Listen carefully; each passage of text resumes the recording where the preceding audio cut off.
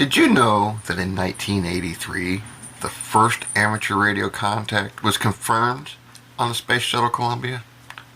We'll explore this and other fun facts about amateur radio coming up.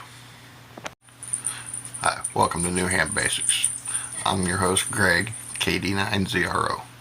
Today we're going to talk about a few fun facts about amateur radio in hopes of getting some of the younger crowd interested or keeping them interested in this amazing hobby. So, first off, I gotta put my glasses on. You'll have to forgive me. I will be looking down at my notes.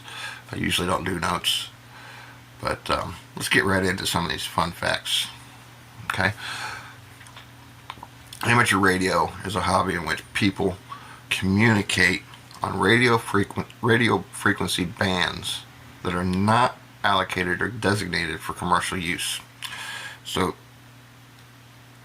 just about any band that you don't hear a radio station on, or public service isn't using, or emergency services isn't using on the FM side of the spectrum, is open to amateur radio operators. Excuse me. And of course, amateur radio is commonly known as ham. Ham radio. And amateur radio operators are usually commonly known as hams. Excuse me. And amateur radio operators can communicate with each other across town, across the globe, or even in space. In fact, as I alluded to in the intro, in 1983, amateur operator W1JXN, a gentleman by the name of Lance Callister, I hope I pronounced that right, made contact with the Columbia Space Shuttle at 135 miles above the Earth in orbit with operator W5LFL. My source didn't give that operator's name, thus confirming the first space contact. In World War II, the Signal Corps. Now, as we got into World War II, amateur operators were restricted. You could still get a license and you could still receive, but you couldn't broadcast. But the Signal Corps was primarily made up of amateur radio operators.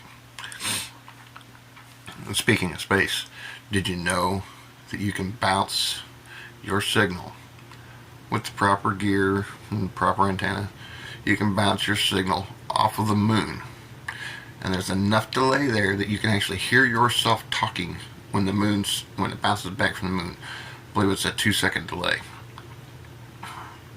and that helps you talk across around the world and that kind of thing. Then we have programs like POTA and SOTA. POTA being Parks on the Air, SOTA being Summits on the Air. It's a national and state park program. You go to a park or a summit and you make contacts. You make 10 contacts. It's an activation, and you turn in your logs to the POTA website or the SOTA website, which I haven't really checked too much into. I've checked into POTA because I don't have summits around me. And amateur radio operators can coordinate with the EMA through the ARES and RACES programs, and then potentially become part of the vital communication system in an emergency. Amateur radio is also where you're going to have an opportunity to use Morse code, commonly known as CW. And you can experiment. I built a lot of my own antennas. Matter of fact, I only own a total of 3 manufactured antennas. One is a stock antenna for my handheld unit. The other one is a upgrade antenna for my handheld unit, and my mobile antenna. So you can experiment. You can build your antennas. If you're so inclined, you can build your radios and things like that. And then, of course, you got your contests and award programs. There's pretty much contests running all the time. Just about any time you turn on the radio, you're going to hear a contest and get awards for working all the states and so many countries and all the countries and things like that. You get awards for contacting hard to contact areas, and there's awards for grid squares and things like that. And grid squares, is just a small chunk of a state, for example. Excuse me. But the biggest draw for me, kind of out of the fun facts, the biggest draw for me was the ease of communication. I came into this from CB radio, and there's a lot of traffic, a lot of clutter, a lot of noise. The noise floor is usually real high, and it's just hard to make a contact. And even if you do, if you're using a legal CB radio, you might talk across town. To do the things that amateur radio is capable of, you need equipment that is quite literally illegal to use on AM bands, which is where the CB radio operates. And so staying legal, you've got a lot more capability with amateur radio. Handheld units are a little different. They're a little bit more like the CB. You got your walkie-talkies. They fall in the FM frequency, and there's GMRS, and a few other things that fall into the amateur radio frequency bands, FM frequency bands. And of course, FM's the same as your local radio station, just on a different bandwidth. But anyway, a stock legal CB radio, you might talk across town. If you're lucky, you might get across the county. Well, with a handheld or HT amateur radio, you get about that same general range, but you can run more power. Matter of fact, mine runs 8 watts on high power, and I've been able to reach a repeater approximately 8 miles away. And from that repeater, I was able to talk 30 miles away, which, unless conditions are perfect, you're not going to do with a stock legal CB radio. CB radio is limited to 4 watts.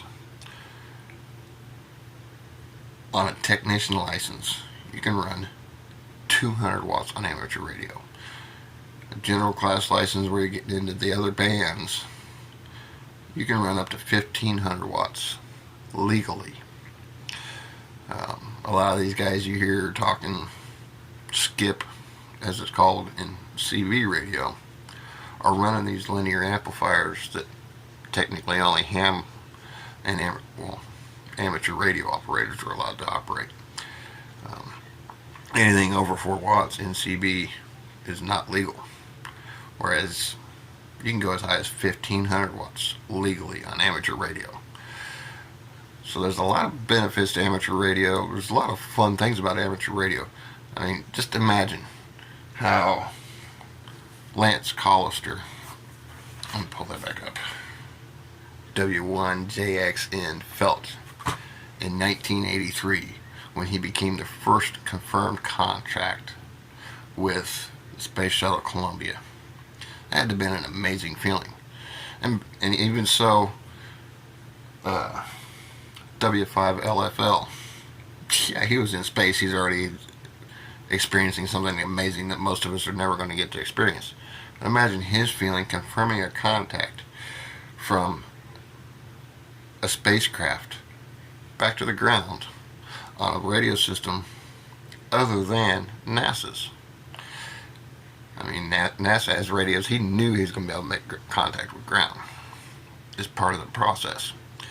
But to be able to do it with a private radio, just imagine that feeling. You're in space on a private radio talking to someone on the ground, and someone on the ground is talking to you So, you know, even for the astronaut, that had to have been an amazing experience. Let alone Lance down on the ground making contact with that astronaut. And then to be the first confirmed had to be an amazing feeling.